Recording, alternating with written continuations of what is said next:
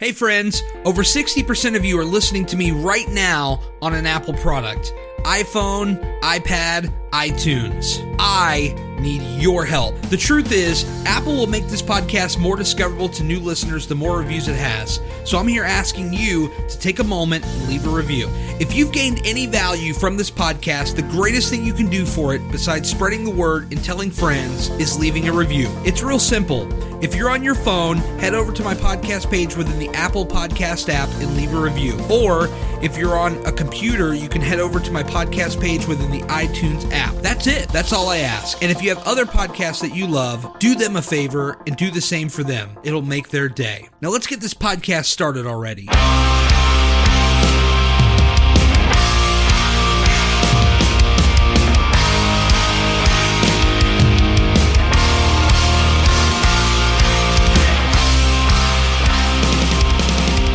Soda Cherry vanilla Dr. Pepper. Cherry vanilla. That's a lot of combinations of flavors.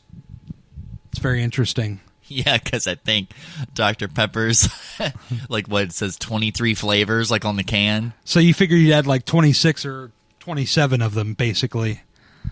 Yes. The cherry and vanilla together taste magnificent.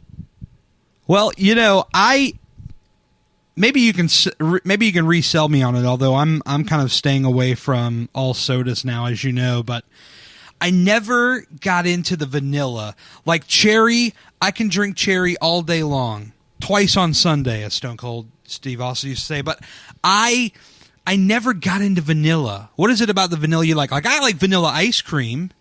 Okay, what is it about vanilla in the soda that really just gets you going? Vanilla is just, it's really smooth. And you wouldn't think it would taste good mixed with cherry, but it does. Gun to your head, cherry or vanilla, you can only have one. What is it? Cherry. Okay, you're still my cousin. My cousin Larry. Sorry, vanilla, you got to take the back seat to the gun. I'm sorry. My cousin Larry here on the podcast this week. We've had so many firsts together in our lives, and this is your first podcast, our first podcast, or our first appearance together on a podcast, and this is crazy, man. How long have we known each other? I don't think we've known each other like our complete lives since we came out of the womb. I feel like I have a memory of knowing you since maybe like 89, 90, right before we moved in together.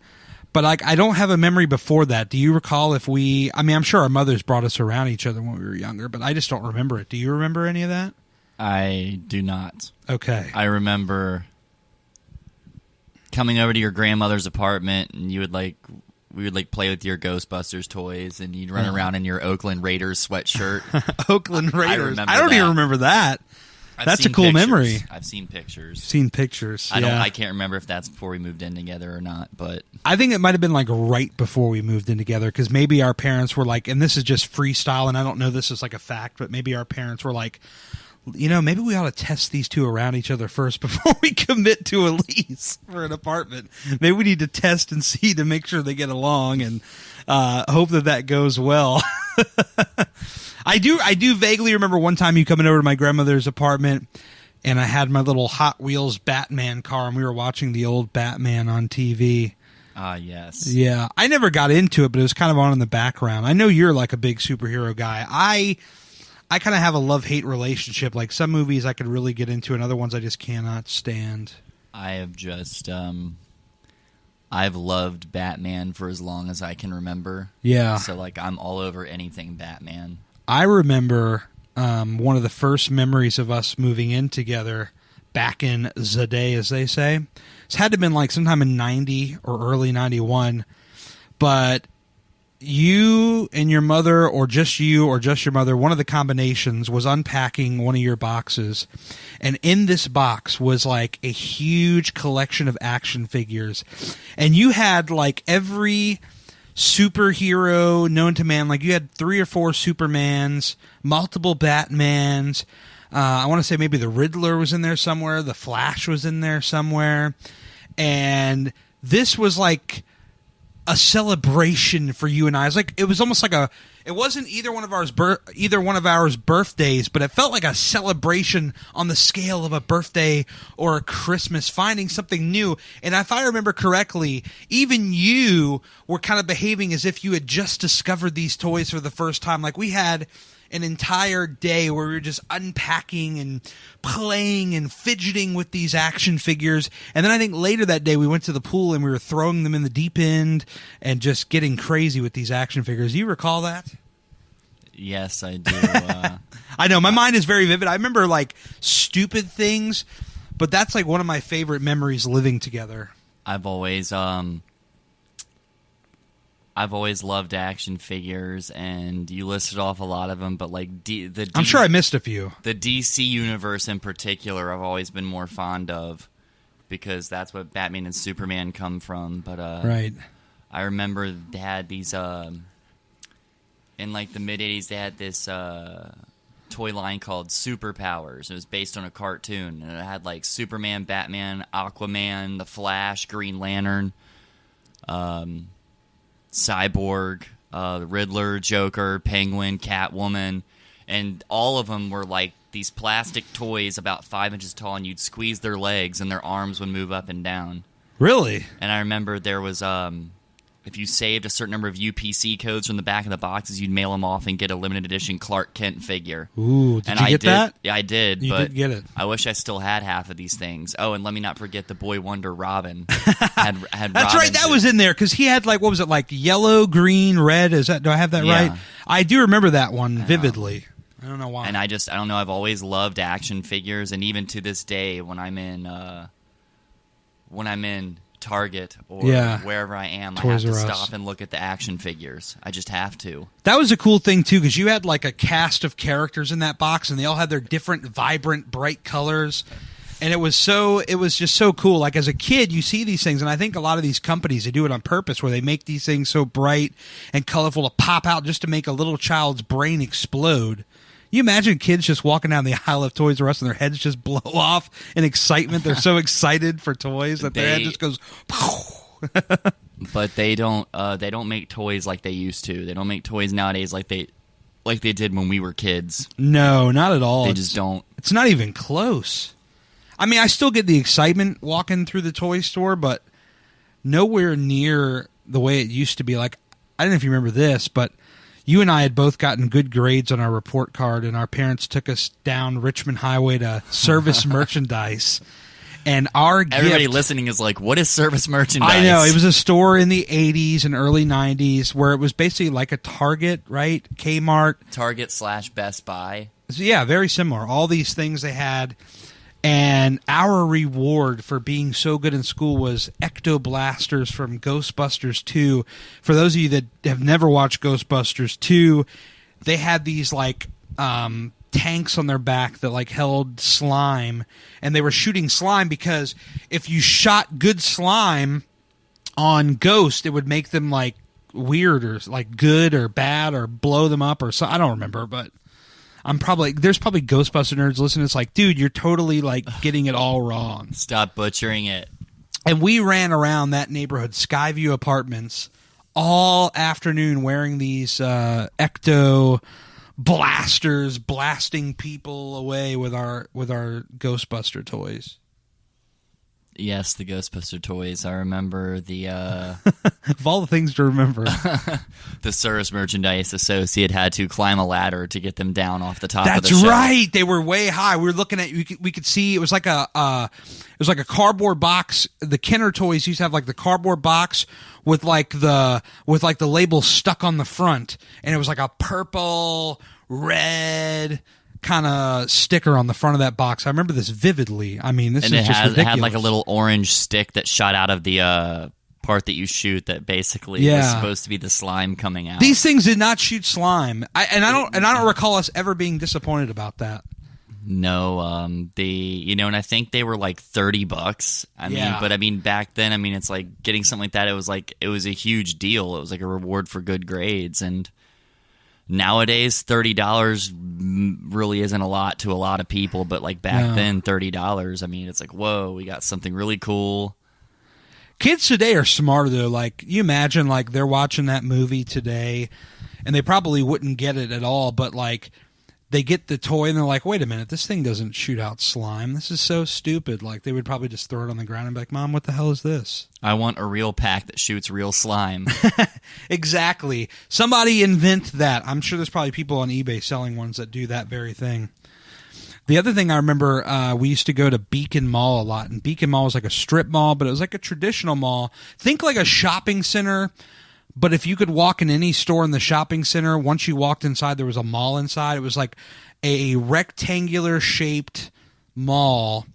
I loved Beacon Mall. Beacon Mall, yeah. I mean, the theater smelled like piss, but they were only $1.50. So if you could deal with the smell of urine, you could watch a movie for cheap. I remember. I have very, like, they're kind of hard to remember, but I have some memories of Beacon Mall. Like, well, now it's just an outdoor shopping center. Yes, it's just a traditional shopping center. Beacon Mall is basically the size of like a medium shopping center, but everything was inside. Yes. And you'd have to go in and, like a little strip mall. Waxy Maxis. I was going to say Waxy Maxis. Do you remember going to pick up Vanilla Ice to the extreme? That was another good grade trip there, man. Yes. That was awesome. I mean, that's our age. Like, if you people have heard of Vanilla Ice, like, we were like 9 and 10 years old when Vanilla Ice, like... Yeah. Hit the airwaves. He was huge back then, man. I remember Waxy Maxis when CDs, compact discs, had just been out for a few years, and like we were still getting tapes at that time, though. Yeah, yes, cassette tapes. A lot of you people listening probably don't know what cassette tapes are. Yeah, I remember I used to listen. I don't know if you remember. I had this cruddy little boom box. And I used to listen to WAVA 105.1, Casey Kasem's Top 40 Countdown. And I would record, like, when, like, Do the Bartman would come on the radio or something like that. Or Amy Grant, Baby Baby. Or I remember waiting for Technotronics Pump Up the Jam to come up on the radio. Like, I used to hear all these, like, classic songs. I was like a recording fiend, man. Yeah, I would record songs off the radio with cassette tapes too. Oh, that reminds me. Like Beacon Mall, like I was gonna say Waxy Maxis when like CDs, Waxy Maxis. Yeah, I love that place. That's a classic. I barely remember going in there, but we'll continue the train of music stores too. Yeah. But I remember when CDs first came out, they used to be in the jewel case inside of another big cardboard case. Oh, that's right. I vaguely remember Maxis? Those. Yeah, they would stand. You talking about like they were kind of like tall, right? Yeah. And so like I think it was almost done so like the art would stand out over the shelf and then you could see it. I mean, that's vivid memories of Beacon Mall. I remember I saw my first ever movie there. What'd you see there? I remember my dad taking me to see Masters of the Universe. Oh, wow. So at Beacon Mall. And you go way back there because that was like, what, 85, 86? I was like 86 or 87. Oh, 86, 87. I barely remember it. Yeah. The first time I saw Speed was at Beacon Mall. Really? Yes, the first time I saw Speed was in Beacon Mall. I saw it there for the second time. Mall, like Beacon they got Mall, everything last. Yeah, Beacon Mall. Beacon Mall, I think, shut down not too long after that because that was like mid 90s. 94. Yeah, 94. I remember my mom and dad took me in 94 to see Speed at Springfield Mall, but then I remember a friend of mine in school.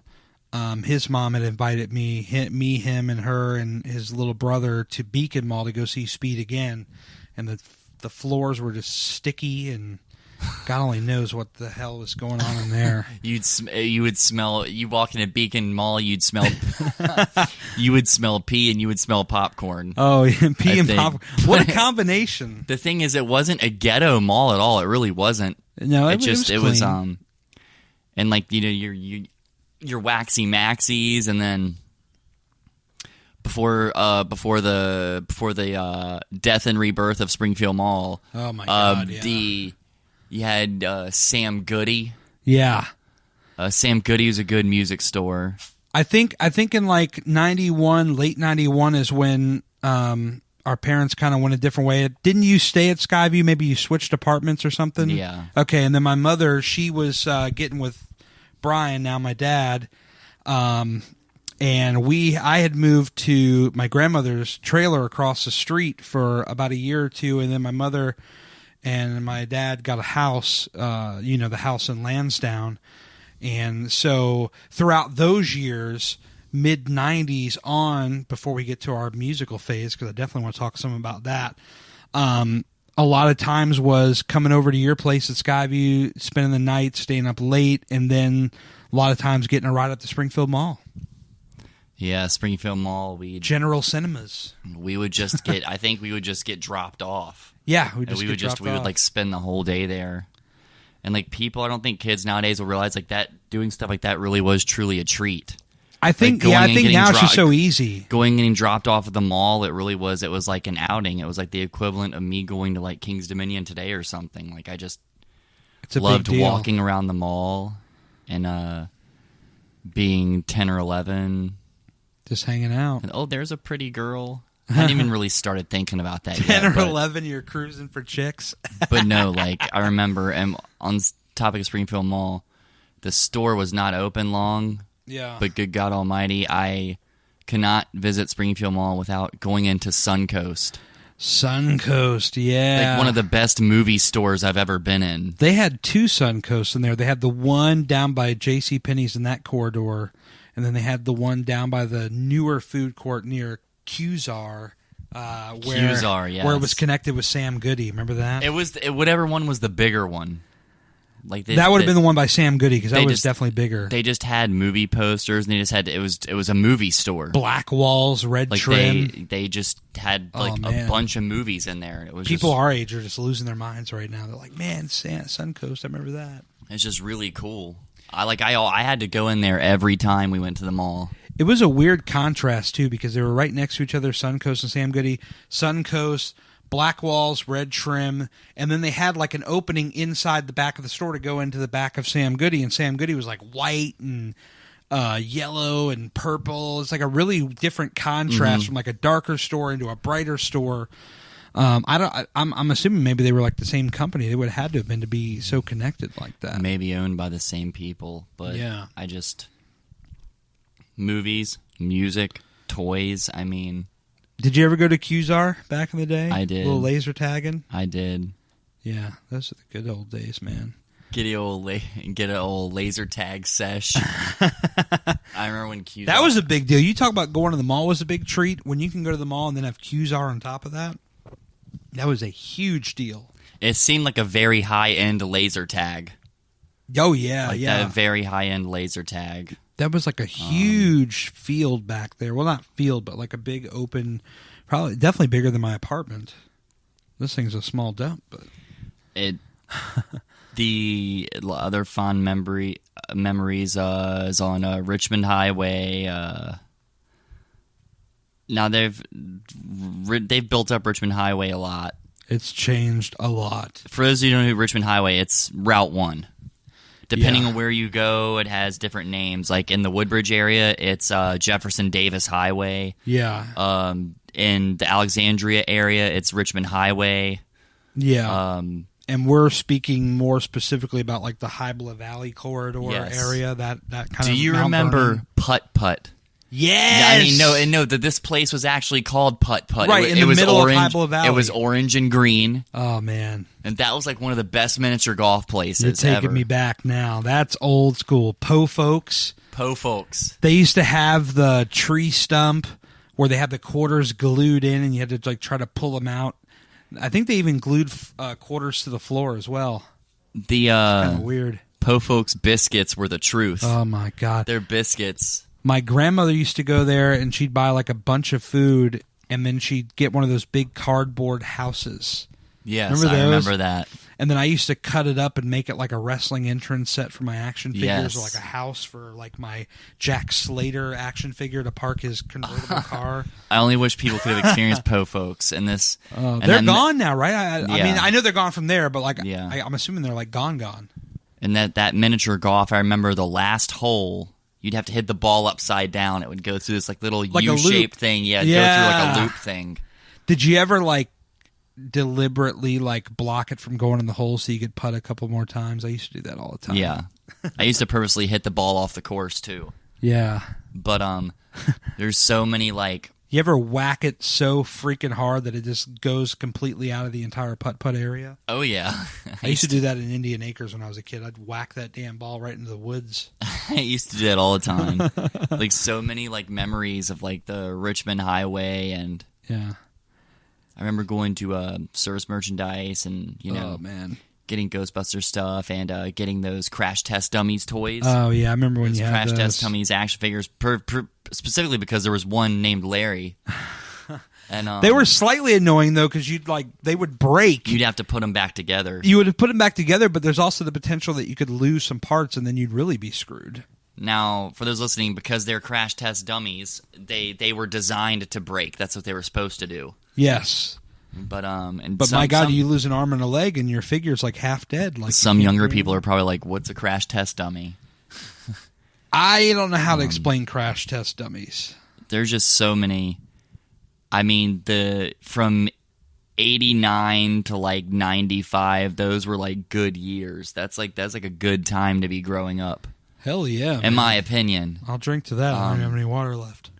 And during that time, you know, the live action Super Mario Brothers movie came out. Oh my God. And looking back at it now, it was absolutely atrocious, but it was at the time though. But when it came out, it was like, oh man, Super Mario Brothers, it was awesome. Yeah, I remember being snowed in my house one time watching the movie on TV. And didn't they have action figures for it too? Mm-hmm. Oh yeah, I need to dig some of those up. I actually kind of liked the action figures for the movie. I thought they were pretty cool.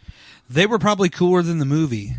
Yeah. There are sometimes things you can pick from a bad movie, like a couple things. Like, everybody hates Caddyshack 2.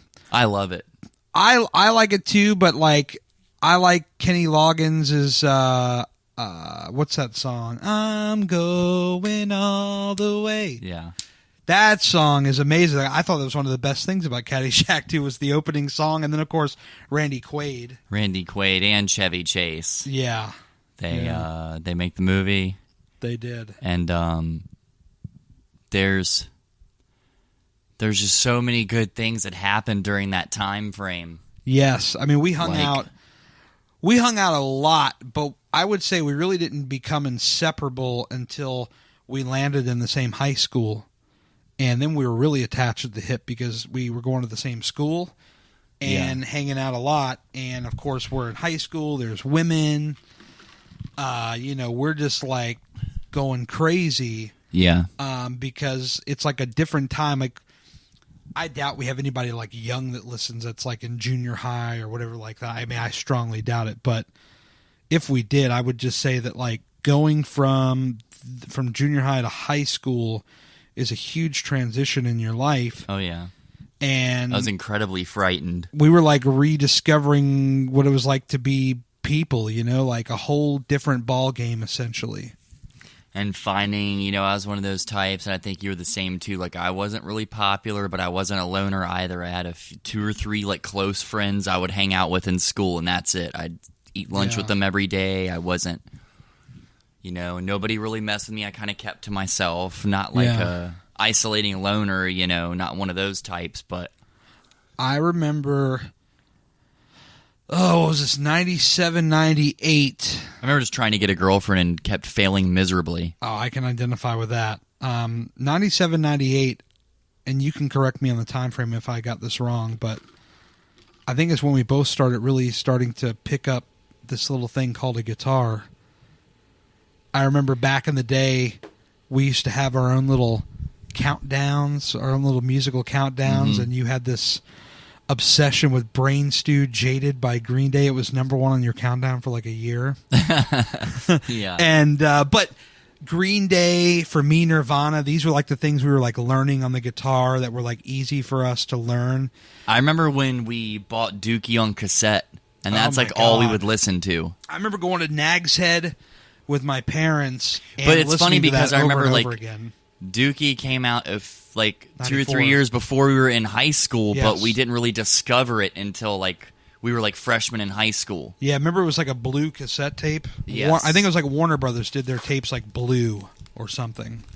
But anyway, so I remember that, And that was kind of like when we were starting to figure things out. I think we actually co-wrote our first song together in 98. When was I with Angela? That would have been like 98 because we wrote that one song, A Love That Never Ends. And that was the first time we ever collaborated together in music. I vaguely remember that. Yeah, I don't remember how it goes. I don't remember the words. I have a notebook somewhere buried in a box that has the lyrics, but I couldn't tell you the chords or anything. But that would be kind of like the kickstart to what would become 2 years later where we would collaborate. But you kind of got a head start before I did because you had some friends in school, and you can kind of help me in the background of this. You had a couple of friends in school that were, maybe they were interested in starting a band or whatever, but you got in your first band, was it late 99, early 2000, or was it just after 2000? And I'm speaking about 7 Day Crush. It was in I want to say it was I know 2000 for sure. Toward the end of the junior year. Okay. I think summer before senior year. Okay. So that would be like 99, summer of 99, fall of 99. Yeah. And you were with Matt Hunt, Eddie Smith, was that right? Yeah. And Daryl McDaniel, who's no longer with us. God rest his soul. But you guys started a band together, and it was like a pop punk. Now, obviously, I knew you were big on Green Day, but what was kind of your first foray into like what we would understand as underground punk rock? What was your first exposure to that? I'd have to say, was it Blink? That had to have been... I'd probably say Blink-182 and MXPX. Okay. How did you discover either one of those? Somebody told me to just check out Blink-182, and I remember I can't remember what music store it was. I want to say it was in FYE. Right. I can't remember what mall it was in, but the only Blink-182 CD they had was Dude Ranch. Ah, Dude Ranch, and I saw Dude Ranch. I was like, oh, well, here's this Blink-182 band. I think the CD came out in 97 or 98. Right. And 15 songs. And I remember I was doing homework, and I listened to it from beginning. I listened to it on repeat like 4 times in a row. Right. Like, it was that good. Like, I was just like... That was a good record, yeah. I was like, man, pop punk. I'm like, every song on this CD's catchy. Like, it's just so, like... And when the choruses would happen, I'd get this feeling in my stomach. Yeah. And I'd be like, oh my God, this band is amazing. Yeah. And they became my favorite band and still are to this day. Yeah, they've had a long, storied career, but, you know, I guess, was that kind of the main inspiration for you? Were you and Eddie and Matt and Daryl all influenced by the same band, or did you guys bring in different stuff that you like that helped you to form what would become 7 Day Crush? I remember Matt listened to a lot of stuff. He listened to like Korn, and he listened to a lot of heavy stuff, and he listened to a little bit of everything. Eddie listened to a little bit of everything, but he didn't. I wouldn't say he didn't really fully fall in love with Blink-182 until Travis Barker joined the band. Oh yeah, he was big into Travis Barker. I remember. And Daryl's into a lot of like the old school, like Dead Kennedys and Pennywise and stuff like that. I remember that. And a lot of the Fat Records bands like Lagwagon and Strung Out. Right. But that also kind of helped, being around those guys kind of helped you discover different stuff, because by the time you would clue me in, smarten me up to this stuff, you were showing me a lot of these different, it wasn't just Blink or just one of these, it was a variety of different bands. And I remember I started off playing guitar around the same time as you. And I remember I picked up bass because like I wanted to be in a band and there were no bass players. Yeah. So I'm like, somebody had to do it. And then I remember listening to Blink-182 and I'm like, oh, I love how Mark plays bass. Like he's just simple but so good. And I'm like, right. So he was my reasoning for picking up bass. I remember you showed me Blink, and I like them, but I don't think that was quite the gateway drug that got me in. It wasn't until my senior year where you had first showed me 2 bands. you showed me Saves the Day, and you showed me Over It. Now, the guys from Over It went to our school, and I remember I had a keyboarding class with Seth, the bass player, and I had found out he was in that band that you had told me about, and I remember seeing him, and I was like, dude, man, I heard about your band. My cousin told me about it because you guys knew each other, and he's like, oh, man, thanks so much, and I think that was right around the time the Ready series was getting ready to come out, and I remember I had bought the Duck EP and the Ready series from Seth in school, and so like those were like the first 2 punk CDs I ever owned. And then when I got to, what was it, maybe like a month later, I was at a Borders bookstore where I bought Through Being Cool.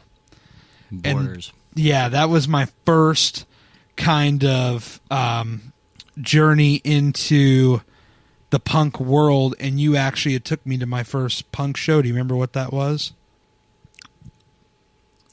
Was it Saves the Day at St. Andrews in College Park, Maryland, or was it? No, you went to that beforehand. It was Saves the Day, though. No, it was the Strider. Yes, the Strider at St. Andrews. Goaty Hook was the headliner. Yes, I remember that day of school before then. I was in one of my classes.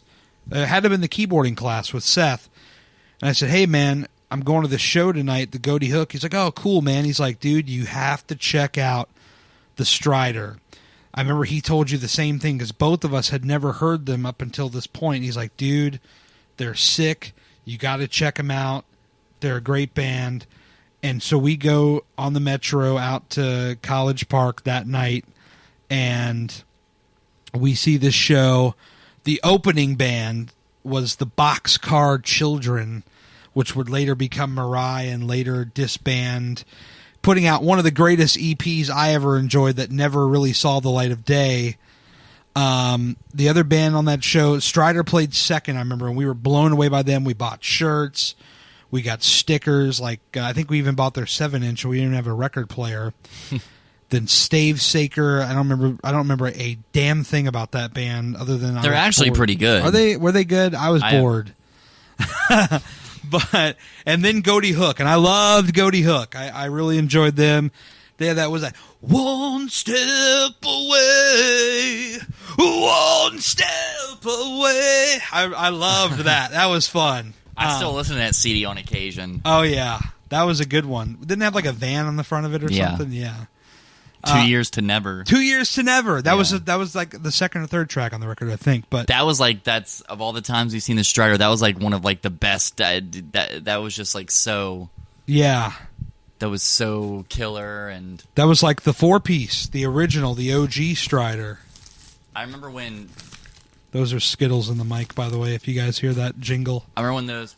Larry's eating Skittles. I'm not eating Skittles. Remember I'm those, good today. Those Over It guys told me to check out Saves the Day, and like I first got Can't Slow Down. Oh, yeah. And I'm like, this is really good. Then when Through Being Cool came did it come out in like 2000 or 2001 or 99? 99. When that came out, that was like the catchiest thing I've ever heard. Like too. Through Being Cool is just like, how do you write something like that? That's just like... How do these songs not get on the radio, though? You think about all the songs that are overplayed on radio, and it still happens to this day. Mm-hmm. How does that album, where nearly every track could be considered a radio single, how does not one track hit the radio? That blows my mind. Shoulder to the Wheel, they actually did make a video for that song. And how does not one track off that album make radio? That blows my mind. I remember listening to that summer. That was one of the records I listened to all that summer. And I just remember being blown away. I remember we graduated that year, and I went away for a month to California. And it had to have been before I went to California, because I remember you, me, and Chris Barrett were going to a guitar center, and I was just doodling on the guitar. My mother got me a Telecaster. I remember seeing Nick Bailey and Over It. He always had the Telecaster. I'm like, that's so cool. I want a Telecaster. So my mother got me one for graduation present. And I remember the first song I wrote on that Telecaster was The Beginning of the End, which was the subtitle to our yearbook that year. Yeah. And Very morbid. Very morbid, but it had nothing. It was like about a girl. Every song we ever wrote was about a freaking girl. But why the hell was our yearbook called The Beginning of the End? I have no idea. I don't know. Maybe it's like that whole Y2K thing. I don't know. We survived, folks. Spoiler alert.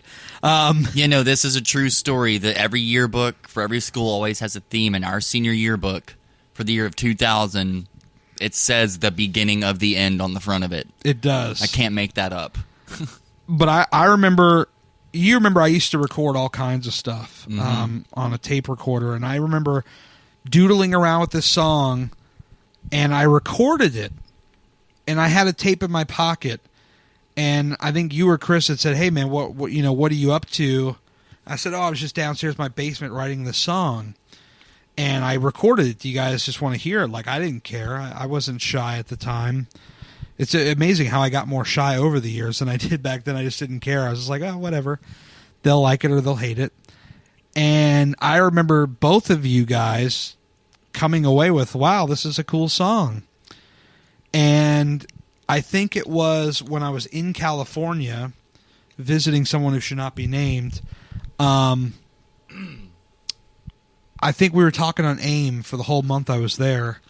For those who don't know, AIM is AOL Instant Messenger. Yes, it was an IM client built by obsolete technology now. Yeah, AOL. It may still exist, but I don't know. But if I recall correctly, and again, please correct me because sometimes my details may be shady, but I think you had told me about a different band you were forming, or you had a part in forming, and you were asking me if I was interested in joining this band. Do you recall this?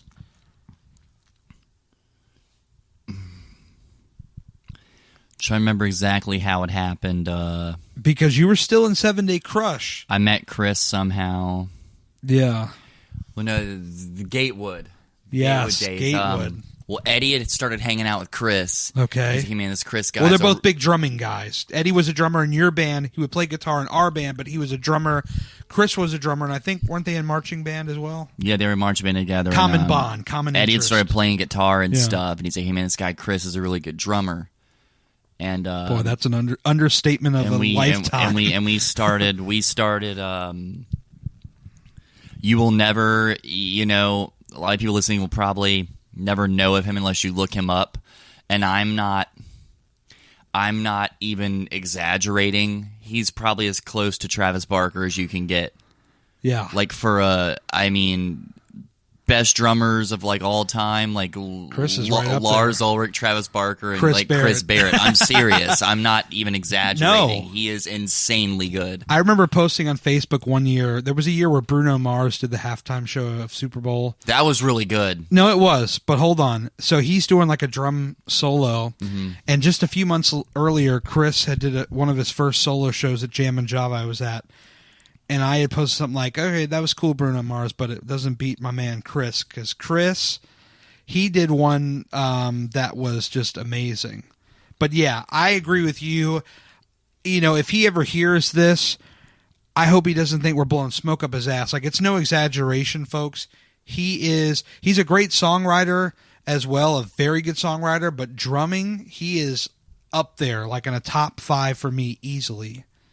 And very high on the top 5, maybe even top 3. I think so highly of him and his musical abilities on the drums. And to have the ability to play with him in a band was really cool.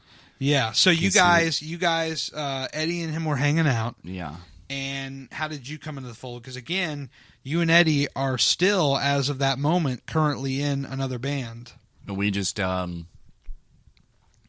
we went over to Chris's house and just jammed, and we're like, oh yeah, we got to do something with this. Yeah. And then we just kind of said, Now was there always the thought that it had to be one band, or did you ever feel like you could balance 2 bands? I didn't even think of the whole 2-band thing. Yeah. I'm like, this is just so good. Let's just quit the other thing. Well, and at the time too, you were a bassist in 7 Day Crush, but I guess was it more you really felt like you wanted to do guitar in this band? Was that a big appeal for you, or was it more I want to work with these guys? Or was it a combination of both? A combination of both, Yeah. As you know, I started off I played guitar in that band for maybe a month or 2 and then switched over to bass. Yeah. After the original bass player was, RJ was Kick to the Curb. Kick to the Curb. Just, Why did he leave the band, or kick to the curb, as you say? I don't even remember why. This sounds so arrogant. But okay. This sounds so... By the way, I should preface, I've seen him since then, and really cool guy, and I don't remember having a big part in this, so don't come hunting me down with the pitchfork, RJ. But go ahead, finish your thought. I'll come after you with the lynch mob. This sounds totally arrogant, but like we were like learning this song, and he was playing it, and then remember what song it was? Don't remember. I don't remember many of those songs. And then I remember I was jamming on bass, and like I was just with Eddie and Chris, and I was like, oh, maybe I say you should start off the song by playing this, and I played something, and they were like, dude, just be the bass player. So that's kind of how it happened. We became a 4-piece. Yeah. You remember that first show we played? Of course I do. I still have it on video. An absolute train wreck. But it could have been worse. It could have been a lot worse. I had the lyrics in my hand in a notebook. 3-ring spiral notebook. Oh, it's so embarrassing. I had my light blue rusty shirt. I remember I looked like a freaking whale. Although I would give anything, but for the record, I'd give anything to look like that now. Trust me, folks. I'm working on it. But I think we had, 3 days notice for that show? What the hell happened with that show? We had like 3 days notice. We had like 3 days notice because Over It needed an opener. Yeah. And we finished up some originals really quick and did like 2 covers. Yeah, we played Sucker by the Strider, and I think we did, what was it, You Vandal, Saves the Day. And we butchered 2 of our favorite songs. Yes, but, we butchered them terribly. Well, Chris sounded good. And, he sounded good. Chris had a very unmanageable afro during those days. He had a big, he had a lot of hair. But not like a big one. It wasn't like huge, but it was. No, that was a good time, and then. Yeah, we were off to the races at that point. And then there was the time where, Eddie started getting a little picky and stuff. And I remember you quit. Oh boy! And you met Jason. All right, before we jump too far ahead, because we're skipping a lot of months here. So this deal was we were going into the studio. I think it was in February of 2001, if I remember correctly. Yeah. This was after back-to-back successful shows in Richmond. We had made some friends in Richmond. 30 Day Warranty was a band. They were really cool guys. I wish I still knew them because they were a lot of fun to be around. But we had 2 very successful shows there. The Richmond crowd was very welcoming to us. Mm-hmm. On that first show in Richmond, that was amazing. We killed it. Like we did kill it. The second one, maybe we were a little full of ourselves, but we were riding a high. Like we were feeling good about the band, and we were like, now it's time to go in and cut, a couple of songs. I think we initially went in for 4 songs. We were going to do "Where Am I," "Renegade Angels," "Watching Over You," and I don't remember the 4th one. Worthless. It was like 3 W's and a whatever. And an R. And an R. So Worthless, Where Am I? What did I just say? Worthless, Where Am I? Watching Over You, yes. Renegade Angels. And so we went in there for, I think it was 2 days before we got to the vocals. I like to call him One Take Barrett because he would go out there and literally, like, we would do multiple takes, but, like, you would listen to the stuff he would do on the first take, and you're like, that could be it right there. But he had, like, a deeper listening to where he could pick out little things he wanted to fix. But I was like, my God, the first thing he blew out was amazing. He just throw something out on record, on tape. Drums for 4 tracks were, like, done in half an hour. We knocked him out pretty quickly. We worked with Ben Mellett, our buddy. And we did the 4 tracks at the Nothing But Noise Studios in Fairfax, a famous studio. Do you know if he's moved yet? I remember he told us last year he was moving. I don't know if he's moved I yet. don't think he's officially moved yet. Oh, okay. I think his studio is still in his parents' basement. I mean, him and his wife got a new house, but I don't know if he's moved. He generates the a nice yet. income in his parents' basement. That whole thing about you're in your parents' basement. This guy was like making some cash in his parents' basement. He had a lot of fancy equipment in there, but We had Cheeseburger Pete producing it. So where the hell did that name come from? I don't know. I can't remember who called him that, but I just remember he had a good ear for sound, and he's the one who taught us to, hey, after every single take, retune your guitars. Yes, And he told us some good basics that we as a newer band we were still learning. And I know back in the day I was a lot younger and a little more immature about it, and I went from really loving Pete and his band to not liking him so much. Now I can kind of look back at it, in retrospect and think on it completely different, and I'll elaborate on that in a moment. But I remember Pete was in a band in this area called Standard Issue, and I really liked their sound. I mean, he had that wah, wah, wah. I love that stuff. I was into it. sounded like he had a sinus infection. I liked it. There was a lot of singing local all the bands time. I liked. Fairweather was around here. We could talk about them. Jinxed at 12, our old buddy Ben Now. Was it Ben No or Ben Now? I think it's been now. Okay, I don't want to screw it up. Ben will probably be listening to this. But now he's been now. Now he's going to be like, what the hell, guys? I don't think Like, he would what's your- mind. Yeah, I don't know. So we went in the studio. Cheeseburger Pete, your words, not mine. But Pete Ada. Pete Ada. He's now. I recently discovered in the last year or so that he's down in Richmond. He's playing with Fun Size now. Yep. Fun Size became River City High, and then they broke up. And towards the end of River Fun City High, Size is sick. have you heard their newer stuff? Yeah. Oh, dude, it's amazing. He joined towards the end of River City High's run. I love the singer, man. Yeah, James Menifee, he's amazing. And so then Fun Size came back and they were together. But anyway, so he's still active in music. That's awesome. But so we went in the studio, we cut like 2 days of music, and then it was my time to sing a little bit. And I guess just for whatever reason I was having issues.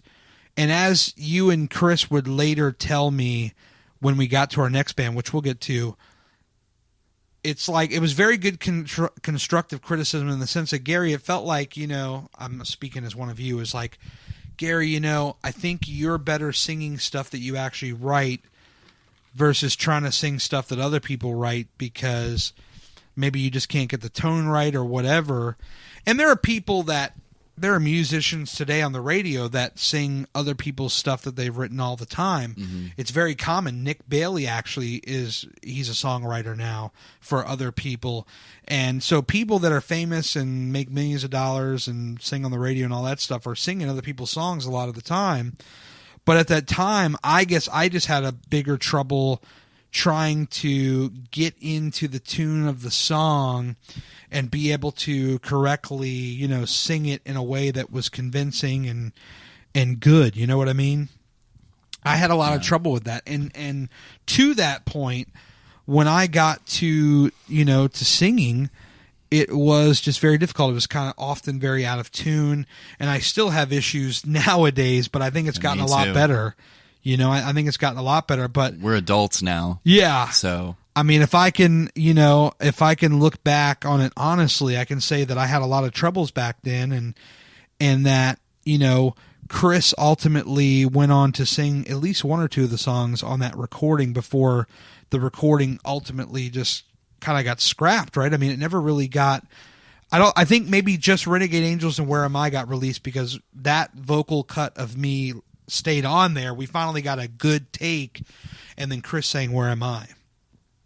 And I think we released that as like a 2-song thing. And quality-wise, it was a great recording. It was a very good recording. Multiple layers of guitars. Which was a shame. Yeah. I always wish we could go back and just finish that recording. Because that was Ben, if you're listening, find the masters. Let's finish this son of a bitch up. Find the masters, Ben Mellett. Yeah, let's get back in there. Come on, Chris. Let's go. Let's go back in there and finish it. I'm ready. That would have been a pop punk masterpiece. I really liked where it was going, but we got out of the studio and we had a practice. This was in early March, and it was kind of like you and Eddie and Chris probably had some kind of a meeting. I'm freestyling here, and you can correct me. But I think you guys kind of came together in the absence of me and decided, okay, maybe we need to find another option. Maybe, we can offer a second guitar to Gary and see how he does that. Is that kind of right, or did you guys ultimately decide when I was there on the spot? But you playing guitar? Yes, not singing, but playing guitar. When was that decision made? Because I don't recall. That's kind of a little fuzzy for me. Me too. I don't remember that we actually said, we just said, oh, maybe we bring in another guitar. Like, that's really all it was. I don't remember. Yeah, because I remember you had an extra amp, and you had brought it over, and I brought over my guitar, and we had a practice. Because I knew kind of how to play some of these songs on guitar, but I hadn't mastered them. So when I was playing, it was very sloppy because it was my first time.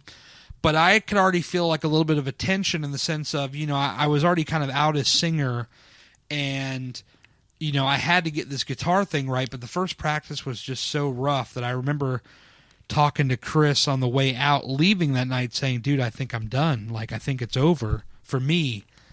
I don't think I can keep up. And my mind was kind of already, made up, essentially. Like, I lost confidence. And in that time, you may remember you and I later in Good Day Gone, I mean, you and I kind of had a blow up during a sleepover, and I want to take this time right now to apologize to you because I think at the time I harbored a lot of resentment primarily towards you at that time because I felt like as my family, you didn't stick up for me. I know now that it's different.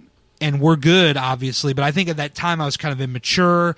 My mind was in a lot of places, and I really felt like I harbored a lot of resentment because I was like, that's my family. Why didn't he stick up for me? So I just want to shake your hand and apologize for that, honestly. All good. I was young, and my mind was just running 1,000 places. And so ultimately I would leave, and then you guys would find Jeremy Lewis. How'd you guys land on Jeremy? How'd you guys find him? Was he like a friend of yours, a friend of Chris's? How did you guys find him? I don't remember. Yeah. Eddie knew him somehow. Oh, Eddie. Okay, Eddie, that's the connection. Eddie knew him somehow, I think.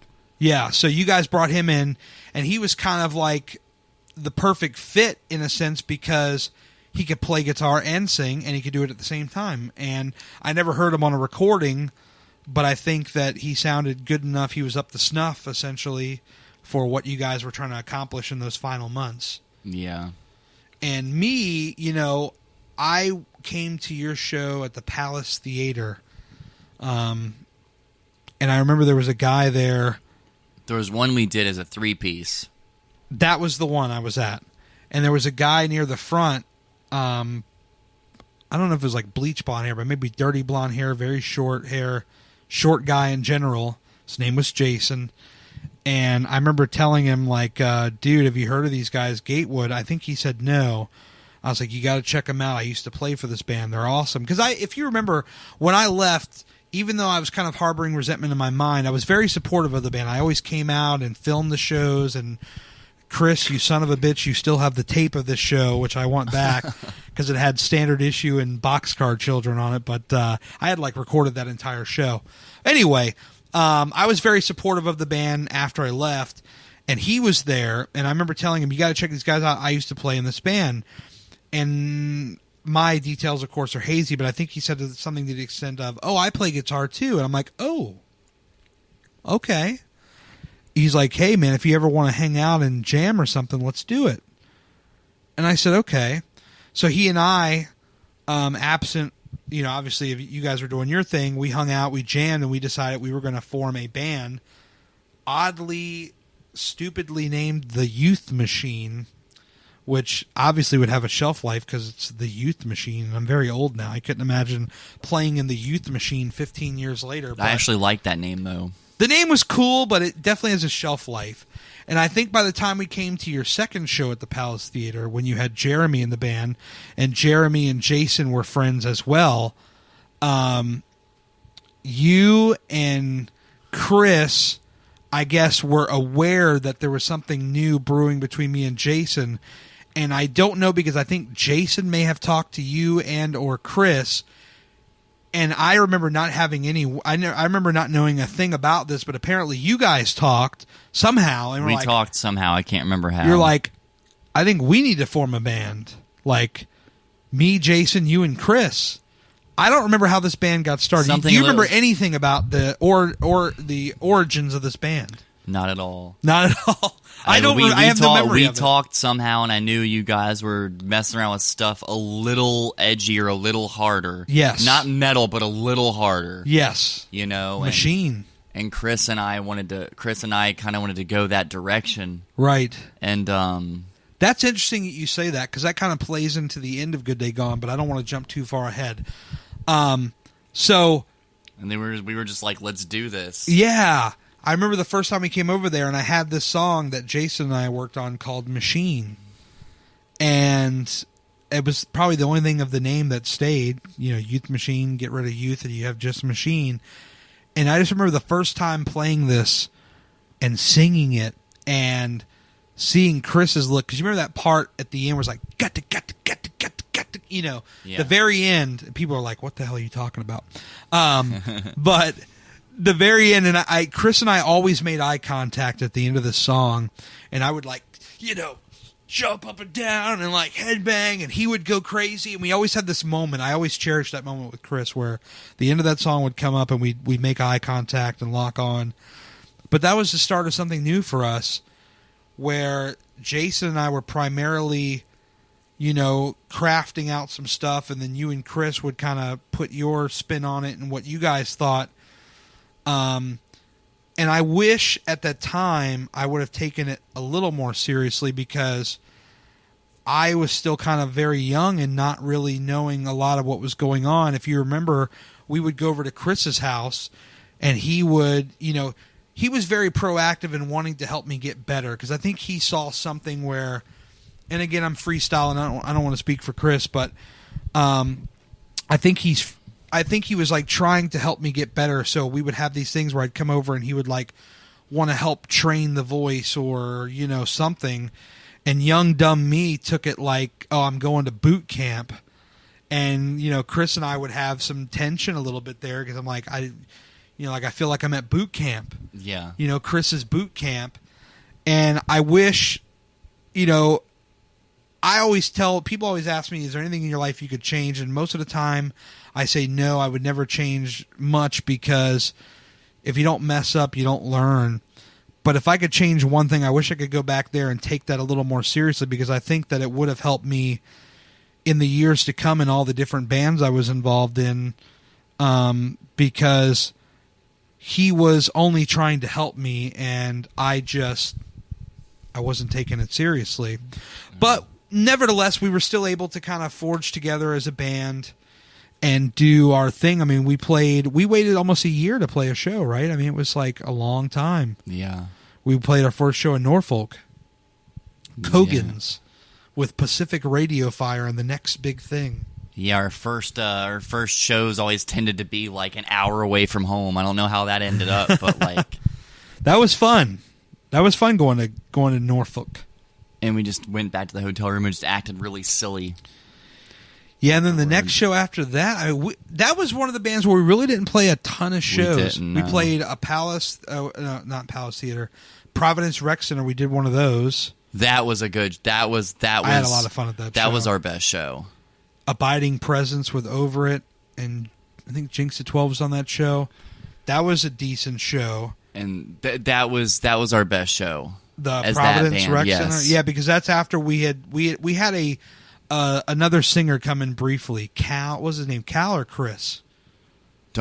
Chris, I think. Maybe his real name was Chris, and he called himself Cal. I don't know, but he was in the band for like a month, and we had wrote a bunch of new songs that we never, unfortunately, got the chance to record. Yes, and that show, and they were like good songs too, and they were just. We did end up doing 2 recordings, though. We did the 2-song EP, if you can call it that, with Machine and Slow, Steady, and Silent.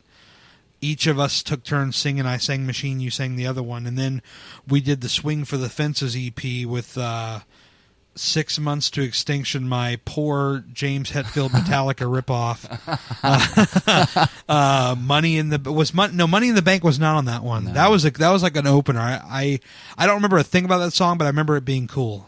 But I don't remember anything about it. It was 6 Months to Extinction. Listen to Me Cry. Listen to Me Cry. That's like an emo song. Holding my hand. Your Worst Mistake. Your Worst Mistake. Oh yeah, summing up the brick wall. Tell me I'm a big mistake. Don't you? And something. I remember that Leap one. of Faith. Leap of Faith. That was fun. You used to scream in that. That was a lot of fun. And that song we never recorded, Take It to the Bank. Oh, Take It to the Bank. It was like a minute and a half, like just fast punk song that we would open with. I'm thinking of wrestling because WWE has a pay-per-view called Money in the Bank. They're actually airing it later today, but we started with that. Take It to the Bank. People were just like, "Whoa!" Yeah. Our two best shows were Providence Rec Center and the one we played on the beach at Williamsburg. That was also our last show. In the pavilion, yeah. That was... We called it cursed because about a week or two before, we decided, you know what? We should bring back Renegade Angels. That would be awesome. And I remember we rehearsed it, and I think on one of the first rehearsals, you broke a string. And that was like an omen. That was like an omen. Because we would then play it in Williamsburg, which it would go successfully. But... maybe a few weeks thereafter, or maybe a week or two after, we had a practice where, for whatever reason, there was just some tension there. I don't recall what triggered it, but I know Jason and I had a lot of discussions about wanting to change directions a little bit because he and I were listening to bands like Counterfeit, indie type stuff, Mock Orange, bands that you guys were listening to as well. Not that you weren't listening to it, but you and Chris, I think, also had a desire to go a little more in that pop punk direction, whereas Jason and I were kind of leaning more towards like indie, maybe a little bit of screaming. Mm-hmm. And so we had like a difference of opinion, but I don't ever recall us like fighting about it necessarily. No. I know Jason was very passionate about it, and I remember it was very kind of symbolic because I was taking my half stack out of Chris's house to put caster wheels on it because I had just discovered, I can go to Walmart and get caster wheels and drill them onto my cabinet. I had a nice half stack amp, and Chris he had asked me something to the effect of, "Dude, you all right? Is everything cool?" And I was like, yeah, I'm just taking my half stack over to get caster wheels put on it and put it in my house. And I guess I never dawned on me, hey, you can just bring the wheels over to his house and put them on. But like for whatever reason, I just wanted to put them on at my house. And at that time, I did not know that I was leaving. I did not know Jason was leaving. Mm-hmm. But at some point, I think a few weeks later, we had a meeting at Chris's house. I remember it was like an evening. Jason and I were headed over. We were meeting you. I think you had worked at like that pager place up the street. Remember that? On Richmond Highway, you had a job working like for Beeper Company or something. Yeah. Beepers. That's a thing. And you're like, I get off work at like 5:30 or 6 or whatever. And Jason and I were hanging out. We're like, all right, we'll meet you. So it's kind of like you and Chris had your little thing, and then Jason and I had our little thing. And we had like a meeting about, I guess, where we wanted to take the band, and it was just different places. And I don't know, was it there that we decided we're done, or did we decide at a later time? Because I don't remember exactly. I don't remember vaguely. I remember actually Jason and Chris used to get into it a lot. Really? Jason and Chris used to get into it a lot. Like, I don't remember that too much. Tell me about that. Well, no, like I remember some like mild yelling. Really? Oh yeah, I remember. About the genres, or were they fighting about something else? That, and then it would get into, get out of my house. Oh. Like, yeah, I remember some, like, it would always be Jason and Chris that would get into it, like, really, Well, Jason kind of had, like, a very, like, alpha male type... Standoffish. Very standoffish. Kind of, like, very, like... Whenever there were arguments, it was always Jason and Chris. Yeah. Like, always. And Chris was so passionate at what he was doing. And because at any time, like, I always felt lucky to be in a band with him, because I'm like, at any time this guy could be playing for anybody else, and he would later go on to play for some bigger bands. But it's like, and didn't you even tell me at one time, like, he almost went and played with like Fairweather? There was like a time, I think, where he was like, he could have played with Fairweather or something. I'm not sure. I mean, vaguely Remember something about hearing about that. So like, I always felt lucky to be in a band with him, because I'm like, at any time he could be playing like with somebody else. So, like, he doesn't have to mess with us schmucks, like, he could be playing for these bigger bands. I just remember at the day, I just wanted to make music. Yes. But there was just such tension in the air. Yeah. So somewhere along the lines, you guys, I think you guys already knew him, but you guys started playing with Andy Tudor. And that was Rain Delay Theater. Yeah, I wish there could have been a better name. Then, again, there was just one. We had like. My dog just like snored. Sorry, we had guys. like 3 recordings. You had 3 recordings. I remember the one EP you did. Well, we had with the like 5 songs or whatever. Yeah, Gunner Stall. That was a great song. But the thing is, we recorded some songs, but that final version of Gunner Stall was like the one song we like fully completed. Was he singing on that? Was that him? Yeah, I forgot he sang on the last version of this, because there was a first version that nothing repeated in the song. It was like straightforward, straight through. But the final version was completely rewritten, like the lyrics, and there was like an actual chorus that was repeated, and it was just, the quality was good. And dude, I forgot completely that Andy sung on that, because I was actually at a show of his last week. He's playing in a band now called Vice Years, and he did lead vocals on a cover song, and he was singing backup vocals for another song, and I'm like, this guy's like really good. I even told him at the end of the show, I was like, dude, man, you need to work in some more vocals, dude. But now that we're talking about Rain Delay Theater, I completely forgot that he did vocals on that. Yeah. Wow. And it was a good recording. It fizzled out. It never went anywhere. There was Gunner Stall. What was the other one? Like Sound the Siren or something? I probably remember more about this than you do. I used to listen to that EP like crazy. Yeah, and that was that whole thing was me, Andy, and Chris singing.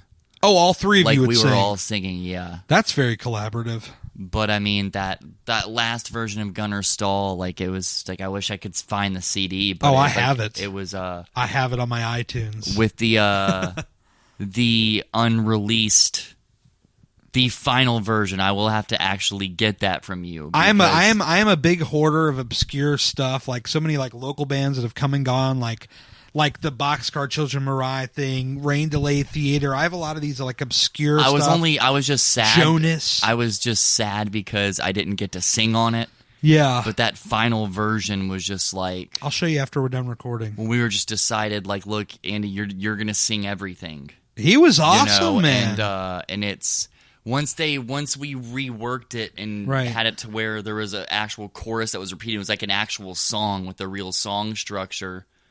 It's like, that's something you could have heard on the radio.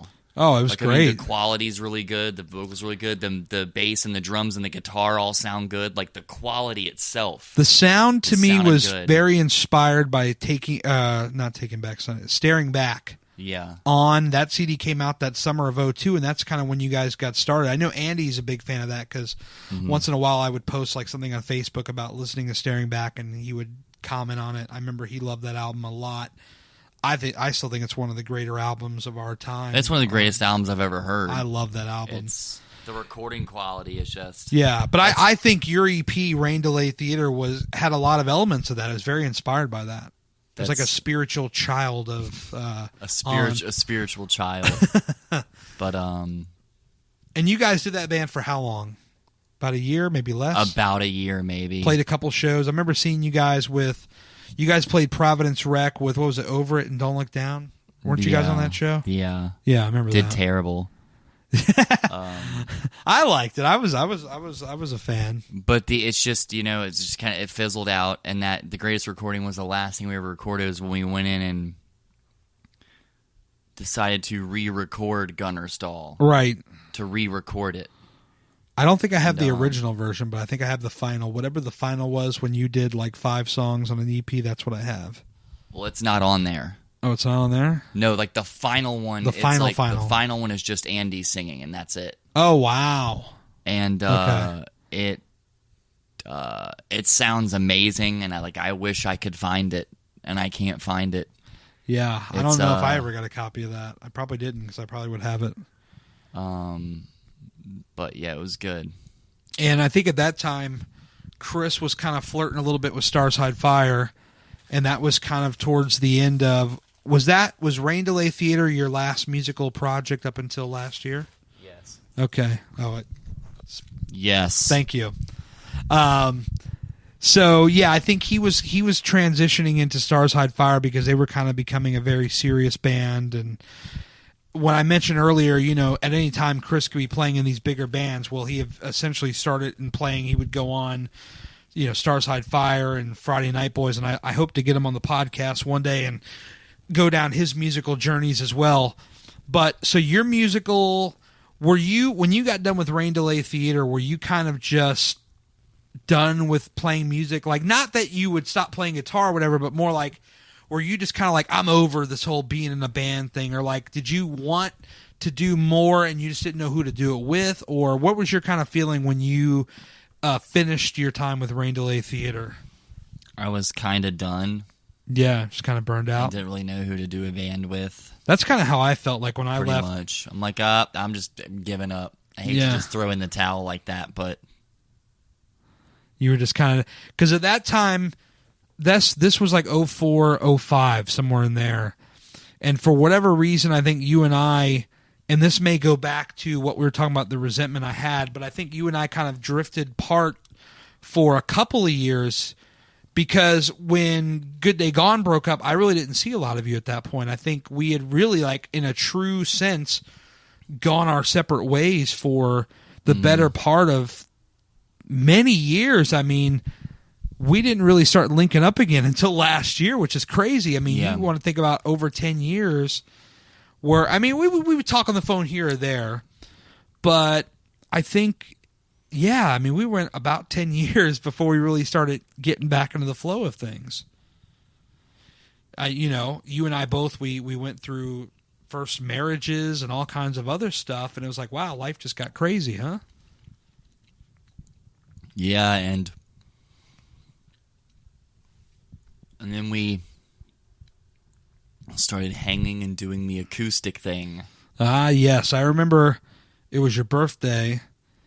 January 26, 2016, I wrote just a comment like, hey man, I love you, happy birthday.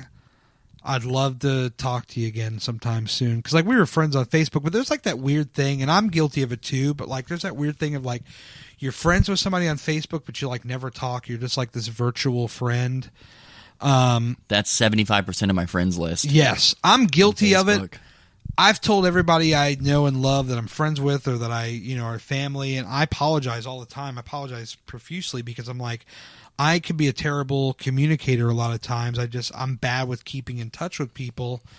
Now I have maybe a slightly better excuse in the sense that I'm busy a lot, but that time where I wrote you that message, it was kind of me reaching out, hoping that we could connect because I really missed what we had in the past where we were hanging out all the time. And sure enough, we set up an arrangement a little less than a month later. I think it was middle of February.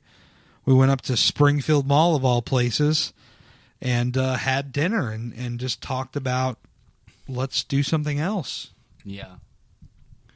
What do you remember about that day? It was just fun to reconnect and talk music, and it was just it was being away from home for years and then coming back home is what it felt like. Yeah, I coming agree. home is what it felt like, and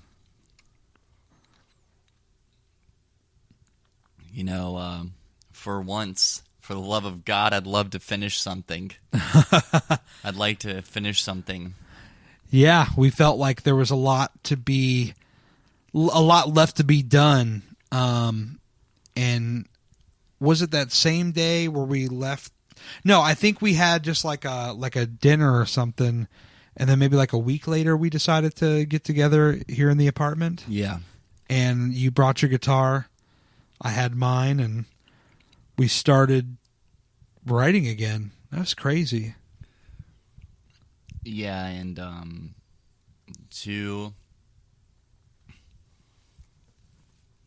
course, we returned to Ben Mellett. Oh, yeah. You And, got to go back to Ben. And the two songs that we have recorded are, like, in my opinion, the best thing we've recorded. Yes. I mean, I agree. Vocally, our voices sound great. The guitars sound great. It just, because we have matured.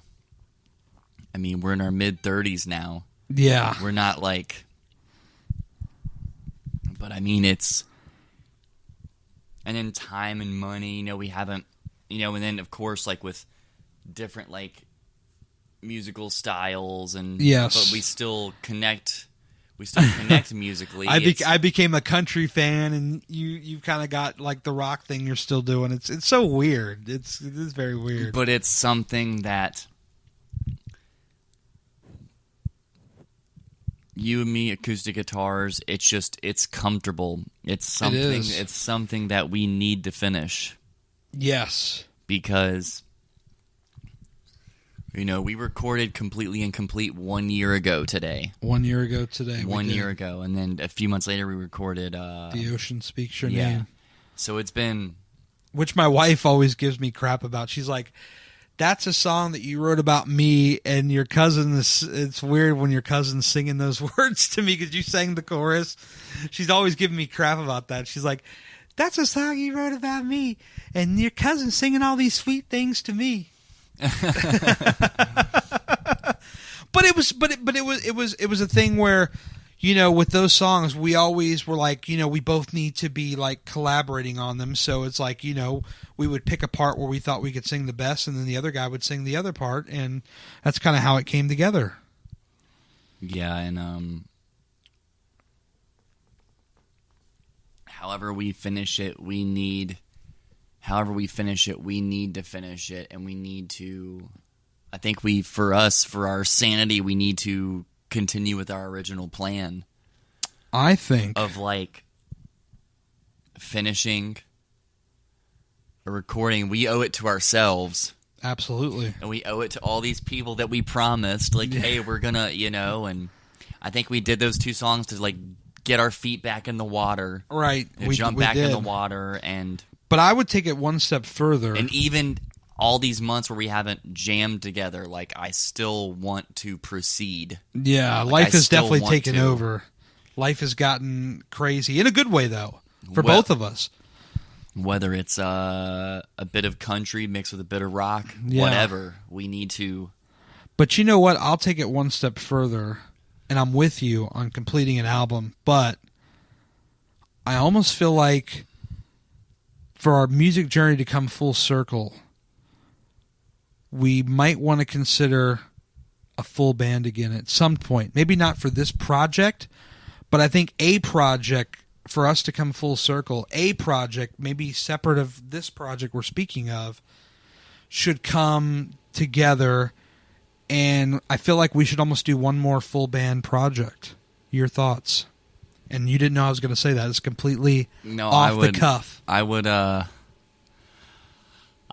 to do it. Therein lies the whole finding people thing. Yes. That's where it can be a challenge, folks. Because we're both guitar players, so because I don't have to bassist and drummer. But if it were a live full band, I'd be playing bass.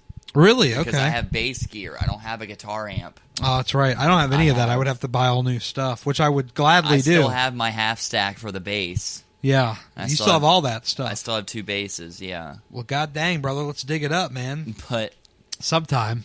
Maybe in 2018. Finding the people is hard. It is very hard. You and I, we don't have to worry about us clicking, but it's finding the right people.